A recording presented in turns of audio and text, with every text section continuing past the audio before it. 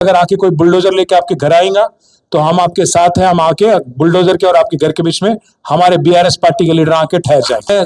Dialogue बाजी के लिए नहीं बोल रहा हूं, आपके खानों को खुश करने के लिए नहीं बोल रहा।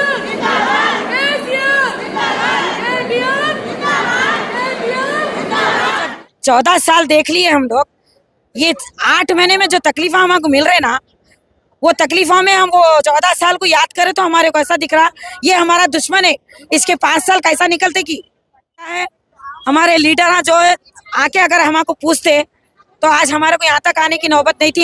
ఏదో యూట్యూబ్లు కొన్ని పెట్టాలి, सोशल मीडियाలో కొంత విష ప్రచారం చేస్తే ఆటోమేటిక్ అధికారం వస్తుందని వాడు చెప్పిండు। अस्सलाम वालेकुम दोस्तों, मूसा नदी के डेवलपमेंट को लेकर चीफ मिनिस्टर रेवंत रेड्डी ने तमाम क्लैरिफिकेशन दिए और एएमएम पार्टी और बीआरएस पार्टी से भी कुछ सवाल किए हैं। वो सवालात क्या किए हैं वो भी हम आपको बताएंगे। और आपने साथ ही साथ ये भी कहा कि यूट्यूब और सोशल मीडिया का इस्तेमाल किया जा रहा है जहर फैलाने के लिए। और चीफ मिनिस्टर रेवंत रेड्डी ने ये वीडियो भी शेयर किया है। यहाँ पर आप देख सकते हैं मूसा नदी का जो अभी का हाल है, कितनी गंदी नजर आ रही है। इसी के अंदर कचरा भी लोग फेंकते हैं, इसी के अंदर गंदा पानी भी लोग मिलाते हैं। और आज की मीटिंग में चीफ मिनिस्टर रेवंत रेड्डी की जानिब से ये कहा गया कि अपोजिशन पार्टी वाले मिसकंसेप्शन फैला रहे हैं मूसा नदी का जो डेवलपमेंट काम है उसको लेकर। बीआरएस, बीजेपी और एआईएमएम का भी कुछ भी सवाल है या फिर कुछ प्रपोजल है उसको भी सुनने के लिए सरकार तैयार है। और चीफ मिनिस्टर ने ये कहा कि जो ब्यूटिफिकेशन का काम है, दरअसल ये काम ये है कि मूसा नदी जैसी पहले थी उसको वैसे ही रीस्टोर करने का काम तेलंगाना हुकूमत करना चाहती है। हर नदी का एक एफटीएल होता है, फुल टैंक लेवल, यानी कि नदी जब भर जाती है उस लेवल तक पहुंच जाती है। लेकिन कई लोग वहाँ आके भी घरा बना लिए।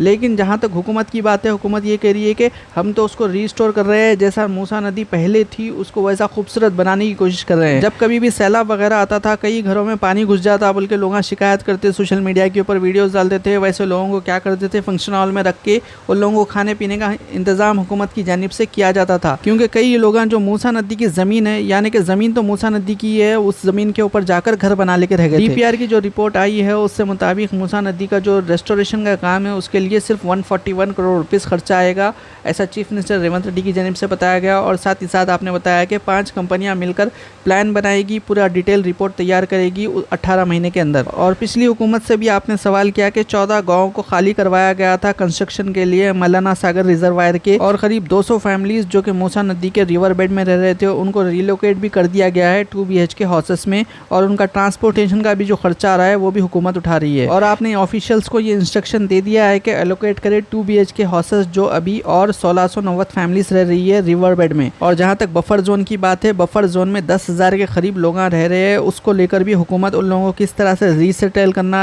रिहेबिलिटेट करना, उससे मुतालिक तमाम लोगों के जो भी सवाल रहेंगे या फिर प्रपोजल रहेंगे उसके लिए हुकूमत तैयार है। और जो लोग एक अरसे से बोलते थे कि मूसा नदी का डेवलपमेंट नहीं हो रहा और हैदराबाद का डेवलपमेंट नहीं हो रहा, ओल्ड सिटी का डेवलपमेंट नहीं हो रहा, तो मूसा नदी कुछ इस तरह से खूबसूरत नज़र आएगी। यहाँ पर आप देख सकते हैं किस तरह से खूबसूरत बिल्डिंगें यहाँ पर बनी हुई है और किस तरह से हरियाली आपको नज़र आ रही है। इस तरह का बनाने का चीफ मिनिस्टर रेवंत रेड्डी का प्लान है। चीफ मिनिस्टर रेवंत रेड्डी अब ये भी कुछ देर पहले प्रेस कॉन्फ्रेंस कर रहे थे, उसमें ये तमाम बातें अपने को बताए। क्योंकि वीडियो तेलुगु में थे इसी वजह से ट्रांसलेट करके बताना पड़ा, वरना इनका ही वीडियो हम बता देते। और जो लोग मूसा नदी के पास रहते हैं वो लोग भी एक बड़ी तादाद में आज बीआरएस ऑफिस पहुँच गए थे। यहाँ पर आप जैसा कि आपने स्टार्टिंग में देखा, जय केसीआर, जय केटीआर के नारे भी इन लोगों ने लगाए। और उसके बाद में केटीआर का एक बयान भी सामने आया जिसमें उन्होंने कहा कि अगर बुलडोज़र आएगा तो हम आ जाएंगे बीआरएस के लीडर्स के साथ। क्या कहा है उन्होंने, यहाँ पे आपको उनकी वीडियो का छोटा सा हिस्सा दिखा देते हैं। अगर आके कोई बुलडोजर लेके आपके घर आएगा तो हम आपके साथ हैं। हम आके बुलडोजर के और आपके घर के बीच में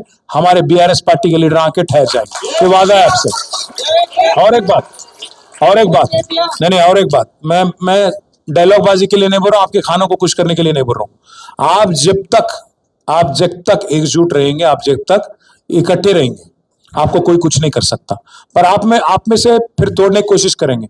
कुछ लोगों को बोलेंगे भाई आपको मैं अच्छा घर दिलाता हूं, चलो।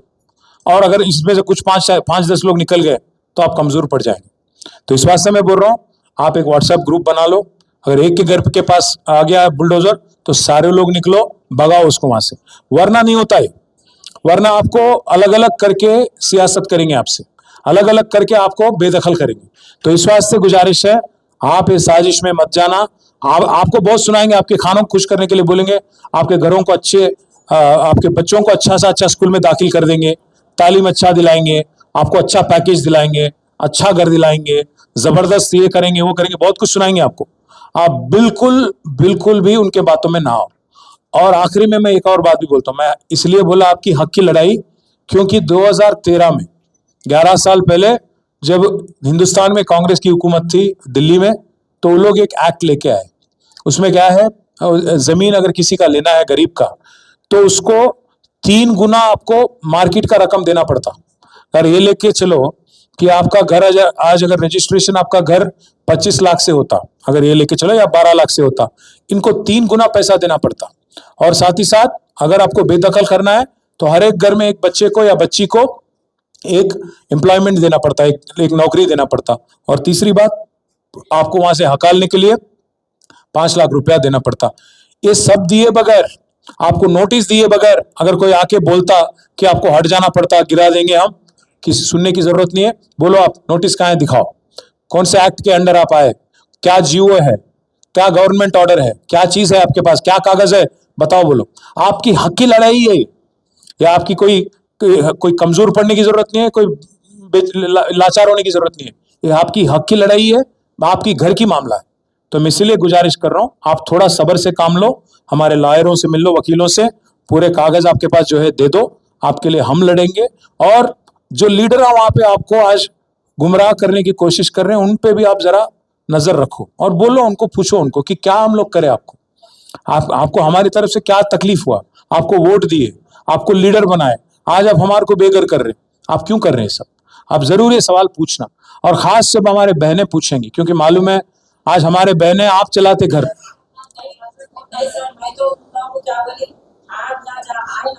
हमारे घरों में ना पानी आया आज तक, ना कोई चीज की हमको तकलीफ ही नहीं हुई। और हमारे को आज एहसास हो रहा कि केसीआर साहब हमारे से हटके हमको कितनी तकलीफ हो रही। एक लोग यहाँ तेलंगाना भवन में आए, तो आप लोग को जो पेपर्स में सबमिट करें, क्या आप लोग को यहाँ से हेल्प हमको जैसे यहाँ पर बोले केटीआर साहब बोले स्टे ऑर्डर मिली हमको, और दूसरी बात हमारा साथ देने के लिए तैयार है। और एक बात, हमको जब 14 साल देख लिए हम लोग, ये 8 महीने में जो तकलीफ हमको मिल रहे ना, वो तकलीफों में हम वो 14 साल को याद करें तो हमारे को ऐसा दिख रहा ये हमारा दुश्मन है, इसके 5 साल कैसा निकलते की, समझे, वो तकलीफ है हमारे को, और कुछ भी नहीं है। हमारे को क्या है, हमारे लीडर जो है आके अगर हमको पूछते तो आज हमारे को यहाँ तक आने की नौबत नहीं थी। हमारे को हमें कोई भी आके नहीं पूछे, हम तकलीफ में रह के नोटिस कुछ नहीं क्या नहीं, आके नंबर डाल दिए होगा, नंबर डाले तो हम लोग यहाँ आ गए। अब यहाँ आ गए तो साहब जो है सो हमारा केस फाइल कर दिए, हम कोर्ट में जा रहे हैं। हम लोग जो भी होगा कोर्ट से होगा।